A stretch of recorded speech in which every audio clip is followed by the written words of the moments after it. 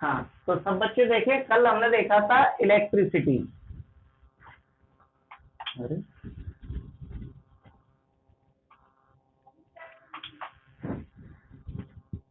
एक सेकंड रुकना बेटा, क्या प्रॉब्लम आ रही है। अगर हमने उसे उत्पन्न कर लिया, उत्पन्न करने के बाद जो वैद्युत स्थिर रहती है उसे हम स्थिर वैद्युत कहते हैं। और ये कहाँ पर पाई जाती है? ये सेलों में, बैटरियों में एक जगह स्टोर रहती है, इसे हम स्थिर वैद्युत कहते हैं। इंग्लिश में से बोलते हैं इलेक्ट्रोस्टैटिक। इसके बाद हम देखते हैं धारा वैद्युत। तो धारा वैद्युत क्या होती है? एक ऐसी वैद्युत जो उत्पन्न होती है, लेकिन उत्पन्न होने के बाद मोशन करना स्टार्ट कर देती है, चलना स्टार्ट कर देती है, इसे हम कहते हैं धारा वैद्युत। और धारा वैद्युत कहाँ पाई जाती है? तो आप देखेंगे धारा वैद्युत होती है किसी वायर के अंदर फ्लो होती है। जैसे हमारे घर के बाहर लाइन निकली है, वायर निकला हुआ है, उसमें जो इलेक्ट्रिसिटी जा रही है वो कौन सी है? धारा वैद्युत, क्योंकि वो वायर के अंदर फ्लो होती हुई जा रही है, मूव करती हुई जा रही है, तो उसे अपन कहते हैं धारा वैद्युत। और स्थिर वैद्युत जो एक जगह स्थिर रहती है। इसके बाद हमने कल वैद्युत को उत्पन्न करना सीखा था। तो हमने उसमें देखा था कि वैद्युत, हमने अपने सिलेबस में घर्षण के द्वारा वैद्युत को उत्पन्न करना सीखा था। तो पहला क्वेश्चन हमारा बना था कि घर्षण वैद्युत किसे कहते हैं। तो एक ऐसी वैद्युत जो घर्षण के कारण उत्पन्न होती है उसे हम घर्षण वैद्युत कहते हैं, जिसके कुछ एग्जांपल और एक प्रैक्टिकली वीडियो हमने आप लोगों को कल दिखाई थी कि किस तरह घर्षण से वैद्युत उत्पन्न होती है। फिर हमने आप लोगों को बताया था कि घर्षण से जो वैद्युत उत्पन्न होती है वो आखिर हमें फील क्यों नहीं होती है। तो आप देखते हैं कि घर्षण के दौरान जो वैद्युत उत्पन्न होती है वो वैद्युत अपने सबसे छोटे रूप में उत्पन्न होती है। और वैद्युत का सबसे छोटा रूप क्या होता है? आवेश। तो जो घर्षण के दौरान वैद्युत उत्पन्न होती है वो आवेश के रूप में उत्पन्न होती है, इसलिए वो हमें महसूस नहीं होती है। बिल्कुल सही बात है। लेकिन अगर वही वैद्युत करंट के रूप में उत्पन्न हो, ज्यादा मात्रा में उत्पन्न हो जाए, तो वो हमें महसूस होगी। ये हमने कल आप लोगों को बताया था। अब हमारा आज का क्वेश्चन है कि आखिर आवेश होता क्या है? जिस रूप में घर्षण के दौरान वैद्युत उत्पन्न होती है, जो वैद्युत का सबसे छोटा रूप है आवेश, जिसको हम इंग्लिश में चार्ज बोलते हैं, वो आखिर होता क्या है? अगर कोई हमसे कहे कि चार्ज किसे कहते हैं, तो इसकी परिभाषा क्या बनेगी और कैसे हम इसके बारे में लिखेंगे? तो सब बच्चे पहले क्वेश्चन लिखें, आवेश किसे कहते हैं। सब बच्चे क्वेश्चन लिखें जल्दी से। आवेश किसे कहते हैं? आवेश किसे कहते हैं बेटा? तो अब हमें आवेश किसे कहते हैं इस बात का जवाब देना है ना? आपको ये तो पता है कि आवेश वैद्युत ही है, बस वैद्युत का सबसे छोटा रूप है। वैद्युत का कौन सा रूप है? सबसे छोटा रूप है, जिसे हम इंग्लिश में चार्ज कहते हैं। और ये इतना छोटा रूप होता है कि हमें महसूस नहीं होता है। जब यही आवेश ज्यादा मात्रा में कहीं उत्पन्न हो जाता है, बड़ा रूप ले लेता है, तब ये करंट बन जाता है और फिर हमें महसूस होने लगता है। तो हम आवेश की परिभाषा कैसे बनाएंगे? तो कल हमने घर्षण के दौरान आवेश को उत्पन्न करना सीखा था। हमने कल आप लोगों को एग्जांपल बताया था कि सपोज दैट ये पेन है और इस पेन को हम इस तरह हेयर से ड्राई इस तरह से करते हैं, घर्षण करवाते हैं हेयर के साथ, या कल बैलून के साथ ही घर्षण करके प्रैक्टिकल में हमने आपको दिखाया था। तो फिर इसके अंदर घर्षण के दौरान क्या उत्पन्न हो जाता है?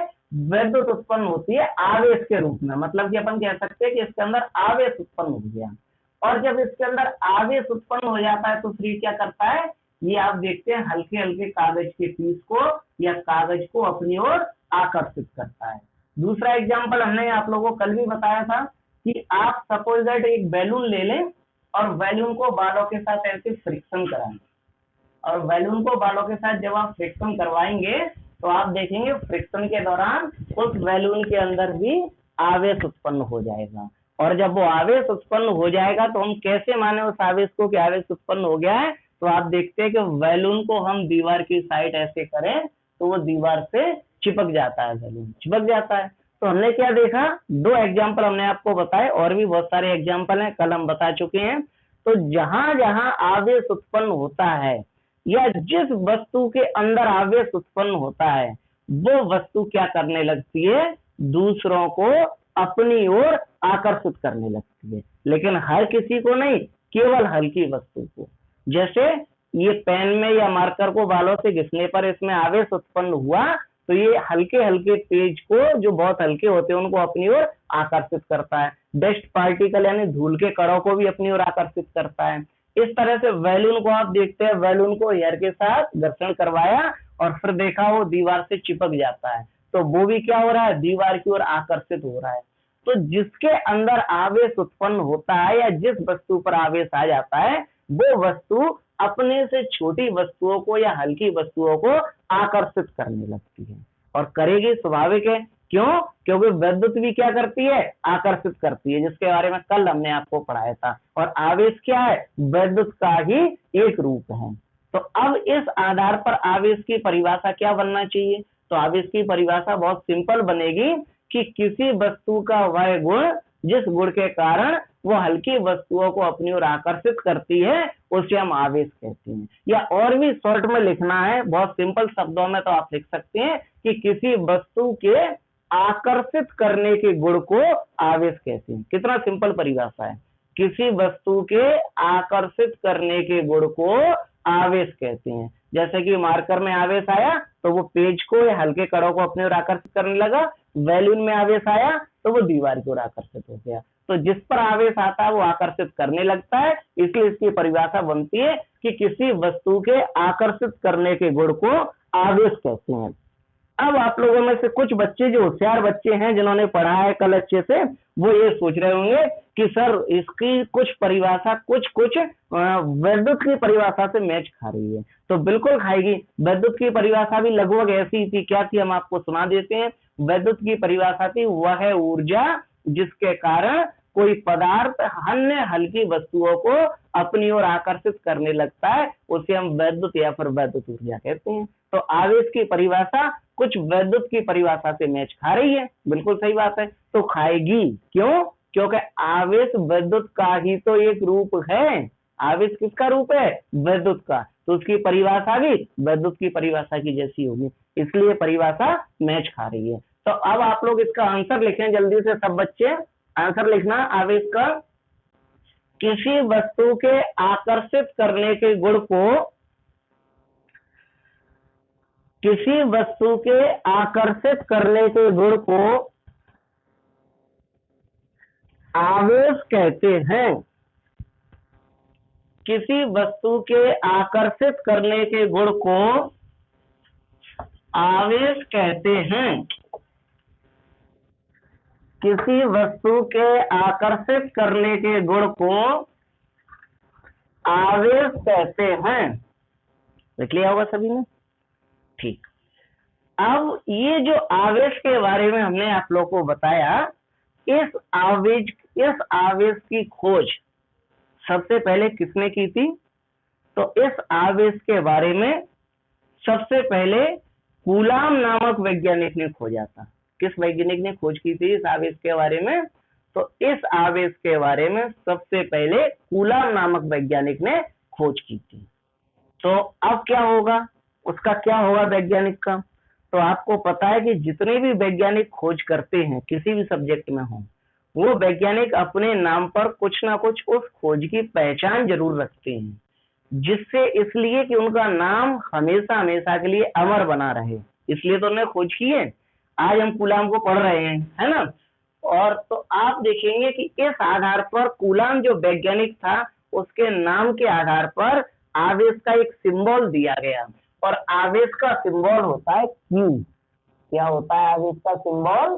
तो आवेश का सिंबल होता है क्यू, ये बना हुआ है बोर्ड पे। मतलब कि अगर हमें कहीं आवेश लिखना है तो हम क्या लिख देंगे? क्यू लिख देंगे। इसका मतलब क्या लिखा हुआ है? आवेश लिखा है। समझ गए? अब ये चीज आपको अपने माइंड में सेट करना है कि 12th क्लास में पूरी फिजिक्स में अगर आपको कहीं भी क्यू लिखा मिल जाता है तो इसका मतलब क्या लिखा है? वो आवेश लिखा है। वो तो सेट हो जाएगा, वो हमारी जिम्मेदारी है। तो आप लोग आगे इसमें लाइन लिखेंगे, इसे स्मॉल क्यू से प्रदर्शित करते हैं। परिभाषा लिख ली होगी आवेश की, उसके नीचे लिखना लाइन में, इसे क्यू से प्रदर्शित करते हैं। इसे क्यू से प्रदर्शित करते हैं।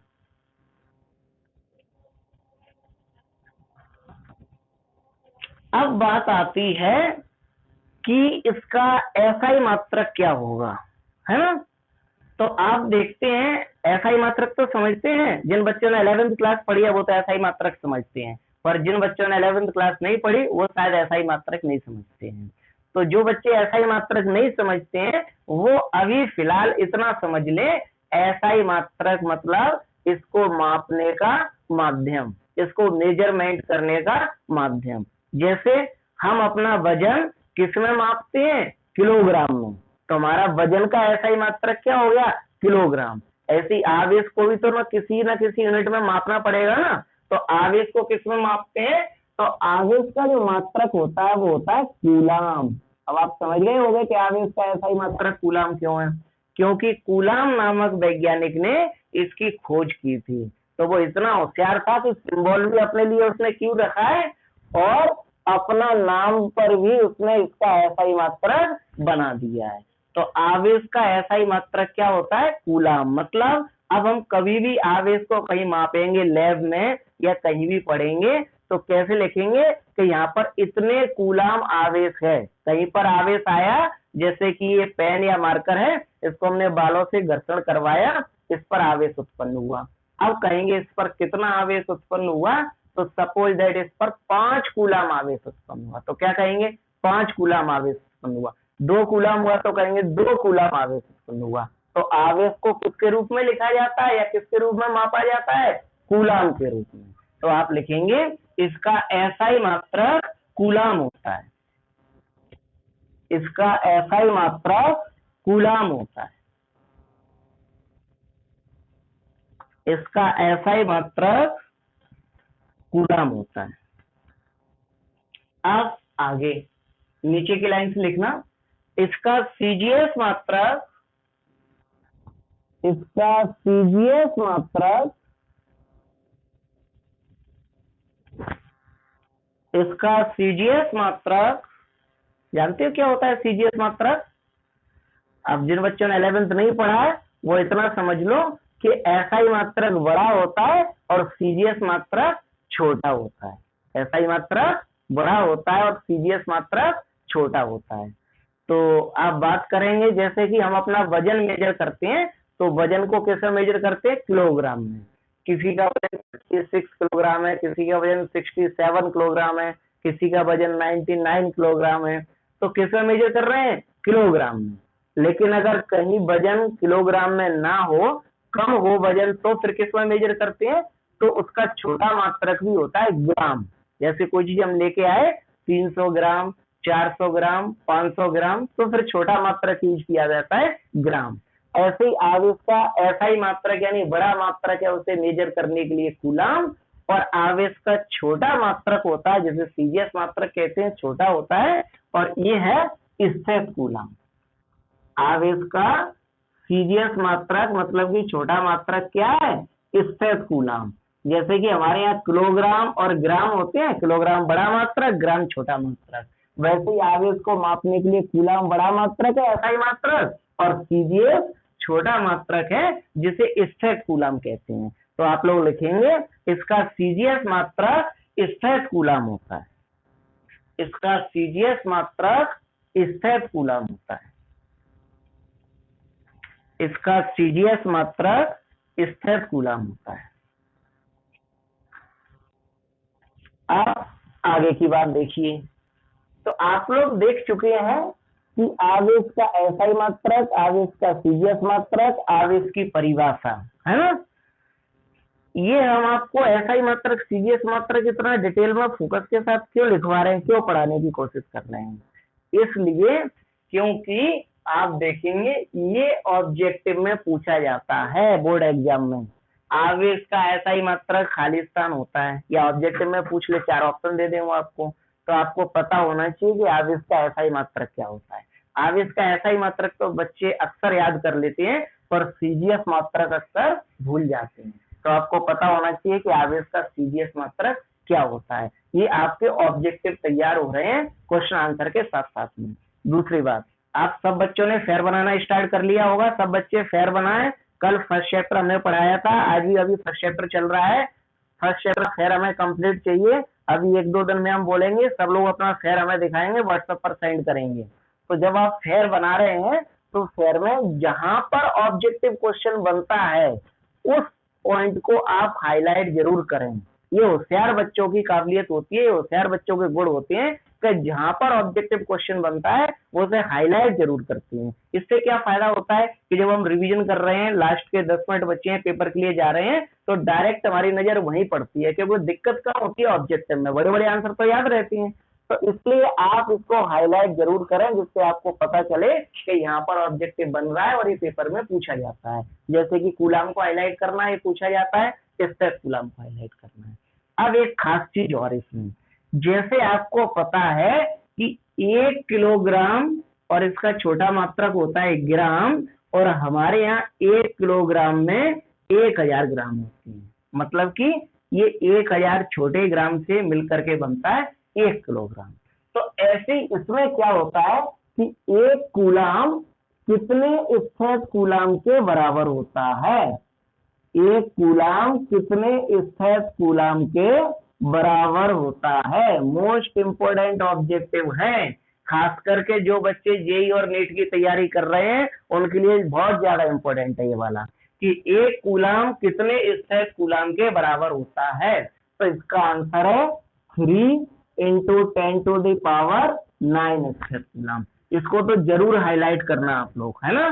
तो 1 कूलाम कितने स्थिर कूलाम के बराबर होता है, 3 × 10⁻⁹ स्थिर कूलाम के। इसकी जरूरत बहुत पड़ने वाली है अपन लोगों को, इसको आप लोग हाईलाइट करें, शेयर में लिखें 1 कूलाम = 3 × 10⁻⁹ स्थिर कूलाम, यानी आवेश का एक बड़ा मात्रक इतने छोटे मात्रक के बराबर होता है ना।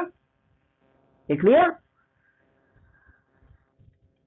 अब आगे की बात, अब ये देखते हैं कि हमने आवेश की परिभाषा पढ़ी, एसआई मात्रक, सीजीएस मात्रक पढ़ा। अब आवेश कैसी राशि है, कैसी राशि है मतलब आवेश अदिश राशि है कि सदिश राशि है। ये सब ऑब्जेक्टिव तैयार करवाए जा रहे हैं पेपर के लिए, क्योंकि बच्चे थ्योरी में क्वेश्चन आंसर में पूरे नंबर लेके आते हैं। हम जो अपने टेस्ट पेपर देंगे उन्हीं में से पूरा आएगा बोर्ड एग्जाम में, हमारी गारंटी है। जो हम टेस्ट लेते हैं, टेस्ट पेपर बना के लेते हैं, हम क्वेश्चन नहीं देते हैं, पेपर बना के लेते हैं। तो जितने पेपर हम आप लोगों को देंगे उन्हीं में से बोर्ड एग्जाम में पूरा आएगा। लेकिन बच्चे गलतियां कहाँ करते हैं, ऑब्जेक्टिव में। तो बस हमें ऑब्जेक्टिव बचा के चलना है, गारंटी है कि 100 में से 100 पूरे आ जाएंगे। जो बच्चे ने ऑब्जेक्टिव पे ध्यान अच्छे से देगा उनके, ठीक है। तो अब हम देखते हैं इसके बारे में कि ये जो आवेश है वो कैसी राशि है, सदिश राशि है कि अदिश। 11th क्लास में पढ़ी होंगी सदिश और अदिश राशियां।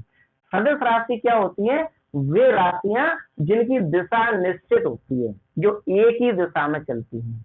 और अदिश राशि क्या होती है, जिनकी कोई दिशा निश्चित नहीं होती, कभी भी कहीं भी चली जाती हैं, उन्हें हम कहते हैं अदिश राशियां। तो अब आपका आवेश कैसी राशि है, अदिश की सदिश, मतलब कि ये प्रॉपर एक ही डायरेक्शन में जाता है कि कभी भी कहीं भी किसी भी दिशा में चला जाता है। तो इसका जवाब है कि आवेश एक अदिश राशि है, वो किसी भी दिशा में चला जाता है। कैसे हम इस बात को प्रूव करें कि आवेश किसी भी दिशा में चला जाता है। तो आप देखते हैं कोई वायर है जिसके अंदर आवेश जा रहा है, उस वायर को आप गोल गोल कैसे भी घुमा दो तो ये आप देखेंगे वायर के अंदर घूमता हुआ ऐसे चला जाता है। बार बार अपनी दिशा बदल रहा है कि नहीं बदल रहा है, लो ऊपर को चला गया, नीचे आ गया। जिधर वायर घुमा होगा उधर इस आवेश को उस वायर के अंदर जाना ही है। तो ये तो वायर पर डिपेंड है, किसी भी दिशा में चला जाता है, जिस दिशा में वायर जा रहा होगा उस दिशा में आवेश को जाना पड़ेगा। तो इसलिए आवेश किसी प्रॉपर एक डायरेक्शन में नहीं जाता है, इसलिए आवेश कैसी राशि है, अदिश राशि। तो आप इसके नीचे लिखेंगे आवेश एक अदिश राशि है। मोस्ट इंपोर्टेंट ऑब्जेक्टिव, जल्दी लिखें सब बच्चे, आवेश एक अदिश राशि है, आवेश एक अदिश राशि है, आवेश एक अदिश राशि है। लिख लिया।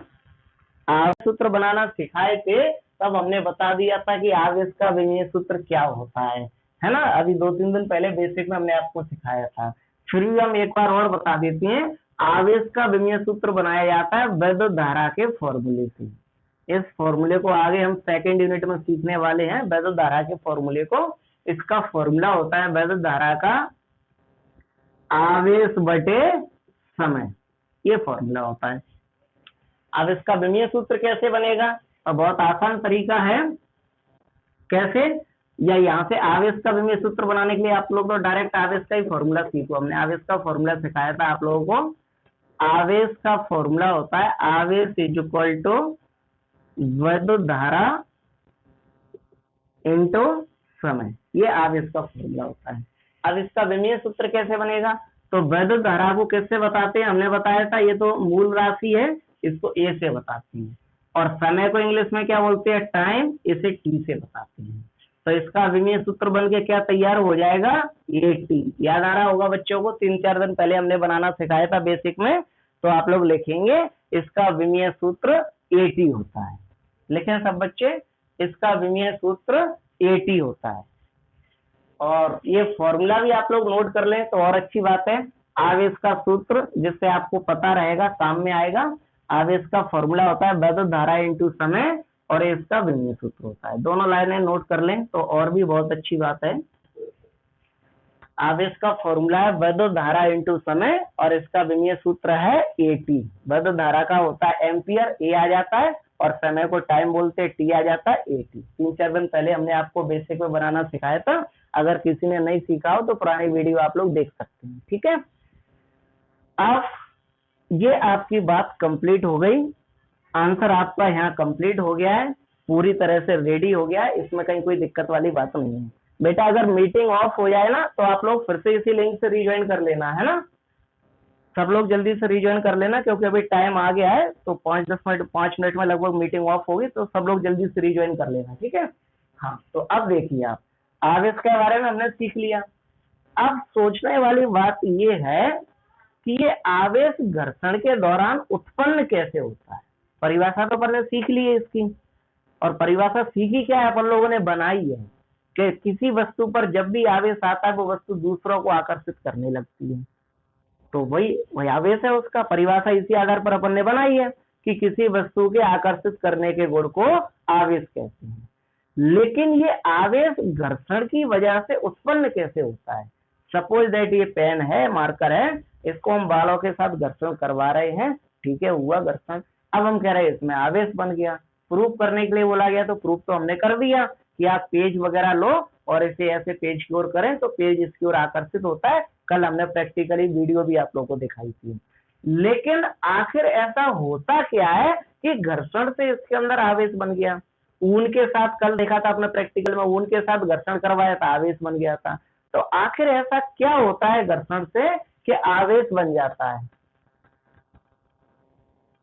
हाँ, आखिर ऐसा क्या होता है कि आवेश बन जाता है घर्षण की वजह से। ऐसा क्या होता है, तो हम देखेंगे इसके पीछे ऐसा क्या होता है घर्षण की वजह से। तो आप देखेंगे कि घर्षण के लिए हमें 2 वस्तुओं की जरूरत पड़ती है। कितनी वस्तुओं की जरूरत पड़ती है? 2 वस्तुओं की, तभी तो घर्षण होगा। एक जैसे बाल हो गए, दूसरा एक पेन हो गया। अब इन दोनों को हम ये बता रहे थे कि घर्षण से आखिर आवेश कैसे उत्पन्न होता है। तो घर्षण से आवेश उत्पन्न करने के लिए हमें क्या जरूरत पड़ती है? 2 वस्तुओं की, तभी तो घर्षण होगा। लेकिन अब बहुत गहराई से सोचने और समझने वाली बात है। सब लोग अच्छे से देखना, सब लोग फुल कॉन्सेंट्रेट के साथ देखना, ये आपका प्रॉपर कॉन्सेप्ट क्लियर होगा। यहाँ से आप देखेंगे कि 2 वस्तुओं को आपस में रगड़ा गया, घर्षण करवाया गया, आवेश उत्पन्न हुआ। लेकिन आवेश कैसे उत्पन्न हुआ, इसके पीछे एक वजह है। इसके पीछे वजह यह है कि जब 2 वस्तुओं को आपस में घर्षण करवाया जाता है तो एक वस्तु से इलेक्ट्रॉन निकलते हैं और दूसरी वस्तु पर चले जाते हैं। इसका मतलब एक वस्तु इलेक्ट्रॉन देती है और दूसरी वस्तु इलेक्ट्रॉन ले लेती है। अब फिर से एक समस्या क्रिएट कि इलेक्ट्रॉन देगी कौन सी वस्तु और लेगी कौन सी वस्तु। तो जिसके पास इलेक्ट्रॉन ज्यादा होती हैं, जिसके बाहरी वाली कक्षा में लास्ट ऑर्बिटल में फ्री इलेक्ट्रॉन होते हैं, एक्स्ट्रा इलेक्ट्रॉन होते हैं, ज्यादा होती है, वो दे देती है। और जिसके पास इलेक्ट्रॉन की कमी होती है वो ले लेती है। ये आपने केमिस्ट्री में 11th क्लास में पढ़ा होगा। और ये तो आपको पता ही है कि हर वस्तु पर इलेक्ट्रॉन होती है। ये कॉन्सेप्ट तो आपका क्लियर है ना केमिस्ट्री का। दुनिया का हर पदार्थ अणु से मिलकर बना होता है और हर अणु परमाणु से मिलकर बना होता है और उसमें तो इलेक्ट्रॉन होते ही है। परमाणु में इलेक्ट्रॉन, प्रोटॉन, न्यूट्रॉन होते हैं। इलेक्ट्रॉन बाहरी कक्षाओं में गति करते हैं। तो जब दो वस्तुओं को आपस में रगड़ा जाता है, जैसे कि मान लो एक पेन और ये आपके हेयर, इन दोनों का आपस में मोशन करवाया गया, इस तरह से घर्षण करवाया गया।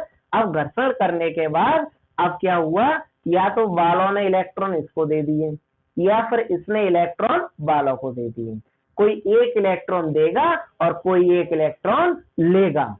और जब इलेक्ट्रॉन एक देगा और एक लेगा तो क्या उत्पन्न होगा, आवेश उत्पन्न होगा। जैसे एक एग्जांपल हम बताते हैं, आप लोगों को ड्राइंग करके दिखाते हैं। ये मान लो आपका कॉटन का कोई कपड़ा है, सूती वस्त्र जिसे बोलते हैं। ये आपका कॉटन का कोई कपड़ा है, सूती वस्त्र जिसे बोलते हैं। अब इस कॉटन के कपड़े के साथ आपने क्या किया, पेन का या किसी रॉड का ऐसे फ्रिक्शन करवाया, घर्षण करवाया। और घर्षण करने के बाद क्या हुआ, इलेक्ट्रॉन ट्रांसफर हुए और एक ने इलेक्ट्रॉन लिए और एक ने इलेक्ट्रॉन दिए। ये मान लो रॉड है जिससे आपने फ्रिक्शन करवाया था। इस रॉड को आपने बार बार इस कपड़े में ऐसे मारा था जिससे आपने फ्रिक्शन करवाया था। इस तरह से आप समझ गए होंगे। तो अब आप देखेंगे कि घर्षण करवाने के बाद सपोज दैट मान लो कपड़े ने इलेक्ट्रॉन दिए, तो इलेक्ट्रॉन किसके पास जाएंगे, रॉड के पास। अगर कपड़ा इलेक्ट्रॉन दे रहा है, जो एरो का निशान लगा के हमने दिखा दिया है, तो इलेक्ट्रॉन कपड़े से निकलेंगे और किसके पास जाएंगे, इस रॉड के पास जाएंगे। ये रबड़ की हो, प्लास्टिक की हो, किसी की भी रॉड हो, ये सपोज दैट मान लो रबड़ की छड़ है, तो ये इलेक्ट्रॉन यहाँ से निकलेंगे और इसके पास जाएंगे। अब क्या हुआ, कपड़े ने तो इलेक्ट्रॉन दिए और इसने इलेक्ट्रॉन लिए। अब क्या उत्पन्न होगा, इलेक्ट्रॉन के लेन देन से आवेश उत्पन्न होगा। क्या उत्पन्न होगा, आवेश उत्पन्न होगा। तो फिर आवेश कैसे उत्पन्न होगा, और गहराई से समझिए। तो आपको पता होगा बच्चों को कि इलेक्ट्रॉन पर आवेश होता है कि नहीं होता है। और कौन सा आवेश होता है इलेक्ट्रॉन पर, इलेक्ट्रॉन पर ऋण आवेश होता है। इसलिए जब भी इलेक्ट्रॉन लिखा जाता है तो ऐसे लिखा जाता है, ई लगाया और ऊपर क्या लगाते हैं, माइनस। ये क्या दिखा रहा है, ये दिखा रहा है कि इलेक्ट्रॉन पर ऋण आवेश है। तो सब बच्चों को पता है कि इलेक्ट्रॉन पर आवेश होता है और इलेक्ट्रॉन पर कौन सा आवेश है, ऋण आवेश। अब जब ये इलेक्ट्रॉन कपड़े ने दिए, उसके पास एक्स्ट्रा थे इसलिए उसने दे दिए, और रबड़ ने लिए, उसके पास कम थे इसलिए उसने ले लिए। तो जब ये इलेक्ट्रॉन यहां से निकले और ऐसे गति करते हुए रबड़ के पास पहुंचे, तो जब इलेक्ट्रॉन यहां से यहां जाएंगे तो इलेक्ट्रॉन अकेले नहीं जाएंगे, अपने साथ में अपना आवेश लेकर के भी जाएंगे। इलेक्ट्रॉन पर आवेश होता है ना, कौन सा आवेश होता है, ऋण आवेश। ये दिख रहा है, ऋण आवेश। सभी उस पर माइनस लगाते इलेक्ट्रॉन के ऊपर। तो इलेक्ट्रॉन पे कौन सा आवेश होता है, ऋण आवेश। तो जब ये इलेक्ट्रॉन यहां से गति करते हुए ऐसे जाएंगे, यहां पहुंचेंगे, तो आप देखेंगे कि इलेक्ट्रॉन तो बच्चे कोई रह तो नहीं गया, चलो ठीक है, वेरी गुड। हाँ आइए बेटा देखिए, तो हम ये बता रहे थे कि ये आवेश यहां से निकला, ये इलेक्ट्रॉन यहां से निकला और ऐसे मोशन करते हुए इस रबड़ की रॉड के पास पहुंचा। तो ये इलेक्ट्रॉन अकेला नहीं जाएगा, इलेक्ट्रॉन के साथ इलेक्ट्रॉन पे जो ऋण आवेश है वो आवेश भी इस रॉड के पास पहुंचेगा। अब बात को बहुत ध्यान से समझना, कॉन्सेप्ट वाली बात चल रही है। तो इलेक्ट्रॉन के साथ ही इलेक्ट्रॉन का आवेश भी इस रबड़ की रॉड के पास पहुंचा। तो अब आपको पता है कि इस रॉड पर, इस रबड़ की छड़ पर, रॉड पर आवेश बन गया। कैसे बना, जो अभी एक्स्ट्रा आवेश आया इलेक्ट्रॉन का वो इस पर जाकर के जमा हो गया, इसलिए इस पर आवेश बन गया। तो इस तरह से इस पर आवेश बनता है। लेकिन यहाँ आप इस गलत फहमी को निकाल देना कि आवेश केवल रबड़ की रॉड पर बना है, ऐसा नहीं है। आवेश दोनों पर बना है, आवेश रॉड पर भी बना है और आवेश इस पर भी बना है, दोनों पर आवेश बना है। कैसे, और ये भी नहीं सोचना कि ये इलेक्ट्रॉन यहाँ से गए, अपना आवेश लेकर के यहाँ जाकर के पहुंचे हैं, अपना आवेश इस रॉड को दे दिया, तो अब इस रॉड पर कौन सा आवेश होगा ये भी सोचना पड़ेगा। आवेश दोनों पर बना है और किस पर कौन सा आवेश बना है इसका नामकरण कैसे करें।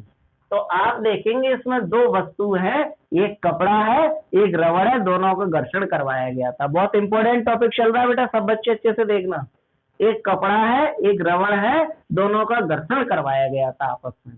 घर्षण के दौरान इसने इलेक्ट्रॉन दिए हैं और इलेक्ट्रॉन गए हैं और इसमें इलेक्ट्रॉन लिए हैं।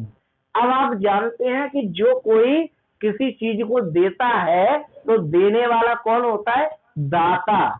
देने वाला कौन होता है? दाता। और लेने वाला कौन होता है? ऋणी। लेने वाला कौन होता है? ऋणी। अगर कोई व्यक्ति किसी को पैसे दे तो देने वाला होगा धनी, और अगर कोई उधार ले रहा है तो लेने वाला होगा ऋणी। अब आप देखेंगे कि ये जो रबड़ की रॉड है इसने इलेक्ट्रॉन लिए हैं, तो ये रॉड कैसी होगी? ऋणी। बताओ होगी कि नहीं? अब इसने इलेक्ट्रॉन उधार लिए हैं। और देने वाला कौन है? देने वाला ये रहा कपड़ा, और देने वाला कौन होता है? धनी। तो कपड़ा कैसा होगा? धनी। होगा कि नहीं होगा? और रबड़ की रॉड में इलेक्ट्रॉन लिए तो ये कैसी होगी? ऋणी। और देने वाला धनी, इसलिए देने वाले पे आ गया धन आवेश और लेने वाले पे आ गया ऋण आवेश। आवेश दोनों पर उत्पन्न हुआ है, आवेश दोनों पर उत्पन्न हुआ है, दोनों पर माना जाएगा। लेकिन जिसने आवेश दिया वो धनी, देने वाला धनी। जिसने इलेक्ट्रॉन दिए वो देने वाला धनी, जिस पर धनावेश आ गया। और जिसने लिया वो लेने वाला कैसा होगा? ऋणी, उस पर ऋण आवेश आ गया। ठीक। दूसरी बात, एक चीज और समझिए आप लोग, इसने कितना आवेश लिया होगा या इसके पास कितना आवेश आएगा, कितना उधार लिया होगा, इस पर कितना ऋण आवेश आएगा?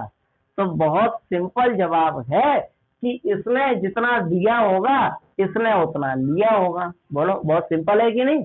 अगर कोई व्यक्ति कहे मैंने कुछ उधार लिया है, अब कितना उधार लिया है? जितना सामने वाले ने उधार दे दिया होगा उतना उसने लिया होगा।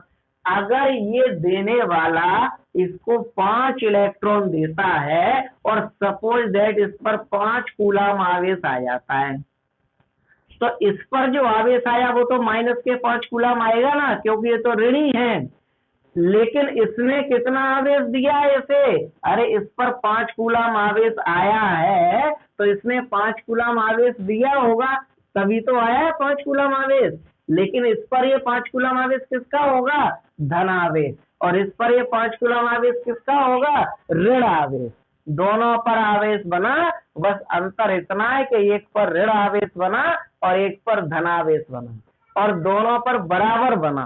ये पॉइंट बहुत नोट करने वाली बात है, समझने वाली बात है कि दोनों पर बराबर आवेश बना।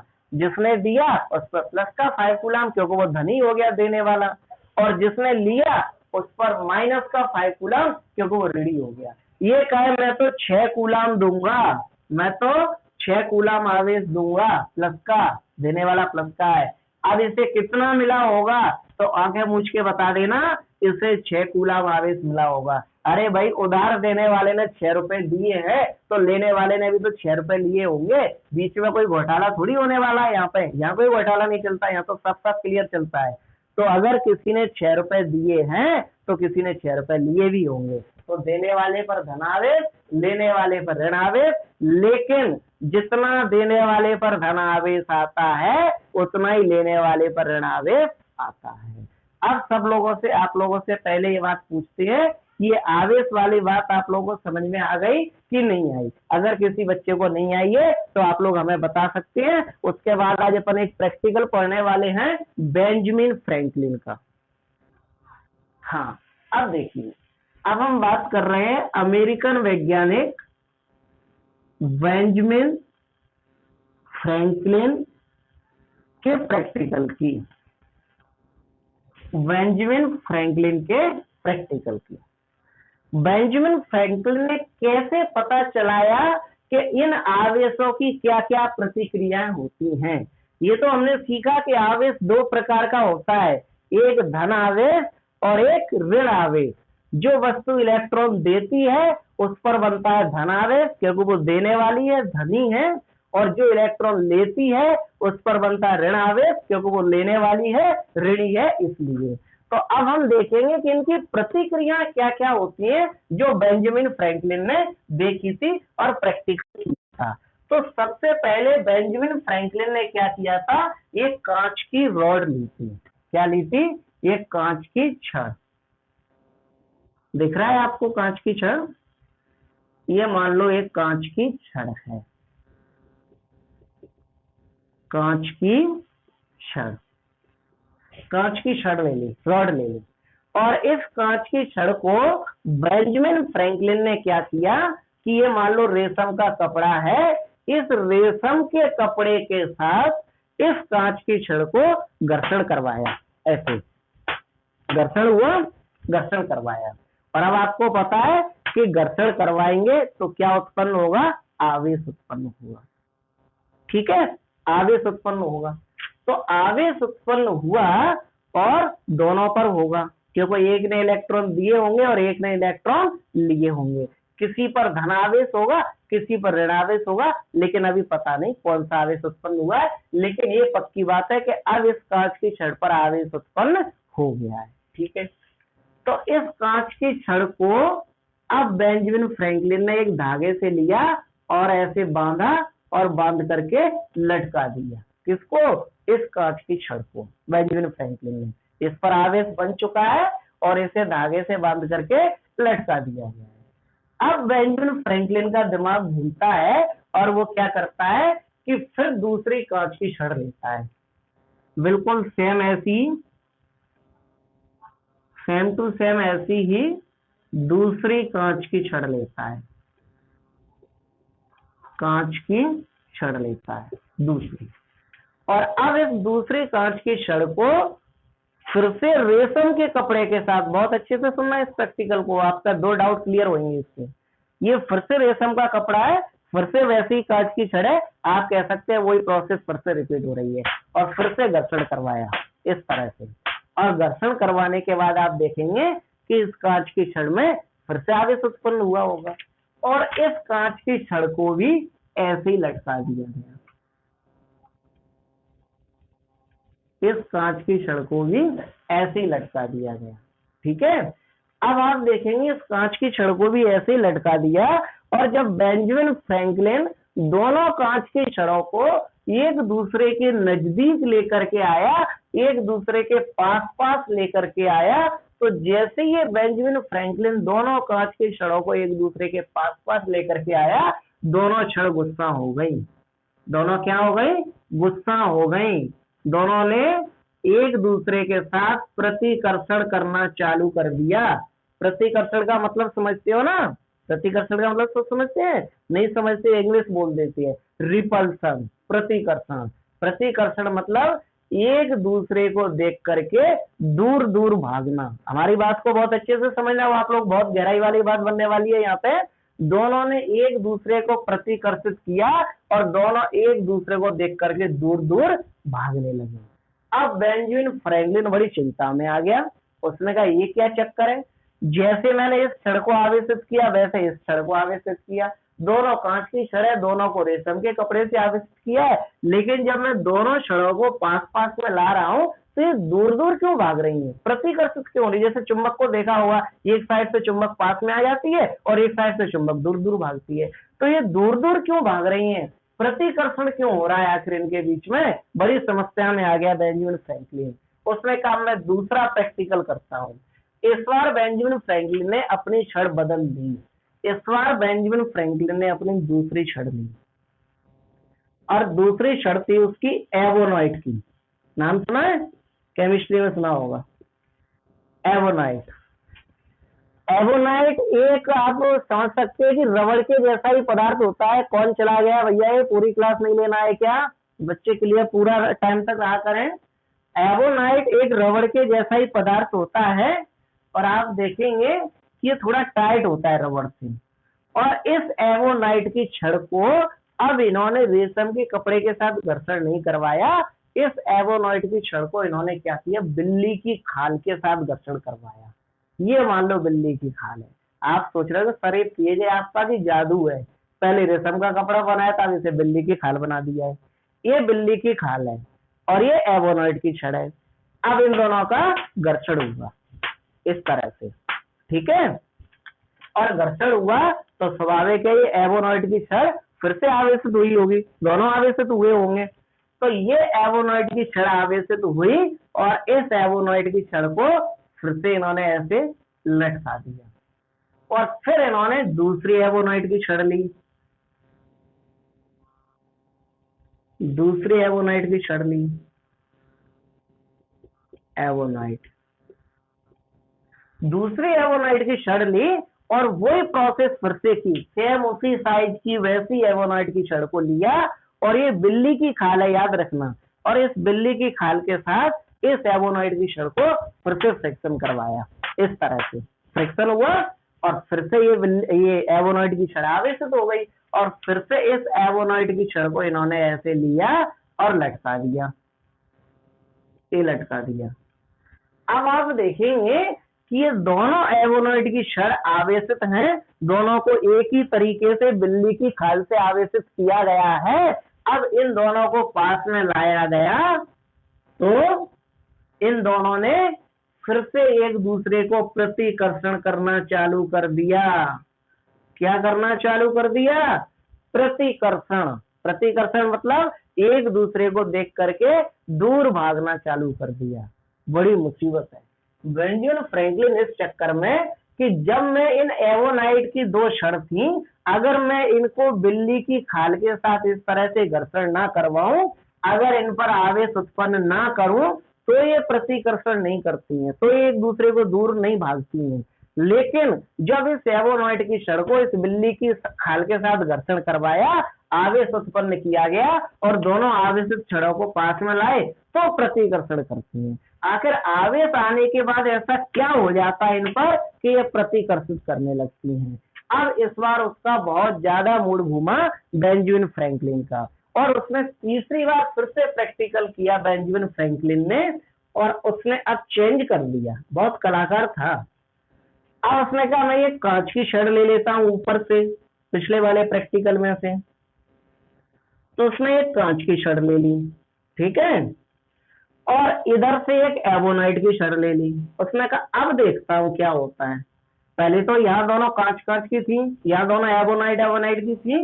उसने कहा मैं अब देखता हूं क्या होता है, एक कांच की ले लेता हूं और एक एवोनाइट की ले लेता हूं और फिर देखता हूं क्या होने वाला है। ये कांच की छड़ है और ये एवोनाइट की छड़ है। उसने कहा अब देखता हूं क्या होता है, और दोनों को पास पास में लाया। दोनों आवेशित हैं, बस यहाँ से इसको उठा करके यहाँ रख लिया है और इनमें से किसी एक को उठा करके यहाँ रख लिया है। एक कांच के एक एवोनाइट के अलग अलग पदार्थ की बनी है, बस इतना फर्क है, बाकी कोई फर्क नहीं है। अब इन दोनों को एक दूसरे के पास में भाई साहब लेके आते हैं, और जब पास में लेके आते हैं तो बहुत ही जबरदस्त चीज देखने को मिलती है कि जो दोनों में पहले प्रतिकर्षण हो रहा था, दूर भाग रही थी, अब वो दोनों में इनके दोस्ती में बदल गया। पहले नफरत कर रही थी, अब दोस्ती में बदल गया है, और अब ये होने लगी हैं एक दूसरे की ओर आकर्षित। क्या होने लगी हैं? आकर्षित। अब ये दोनों एक दूसरे की ओर आकर्षित होने लगी हैं, दोनों एक दूसरे को अपनी ओर खींचने लगी हैं। दिख रहा है एरो का निशान, एक दूसरे की ओर आ रही हैं, दोनों एक दूसरे को अपनी ओर खींचने लगी, दोनों एक दूसरे को अपनी ओर आकर्षित करने लगी, ये दोनों एक दूसरे के पास आने लगे, जबकि दोनों पर आवेश है। बेंजामिन फ्रैंकलिन बेचारा बड़ा परेशान हुआ कि आखिर ऐसी क्या समस्या है, जब कांच और कांच की छड़ को रखो तो प्रतिकर्षित, दोनों आवेशित हैं, एवोनाइट एवोनाइट की छड़ को रखो तो प्रतिकर्षित, दोनों आवेशित हैं, लेकिन ये कांच की छड़ को और एक एवोनाइट की छड़ को रखो तो आकर्षित। ऐसी क्या समस्या है? इस समस्या को जानने के लिए अपन को कल की क्लास लेना पड़ेगी। कल हम इसका वीडियो भी आप लोगों को दिखाएंगे और इसे आगे कल पढ़ाएंगे और लिखवाएंगे। आज हमने समझाया ज्यादा है, लिखवाया कम है, कल लिखवाएंगे ज्यादा, समझाएंगे कम।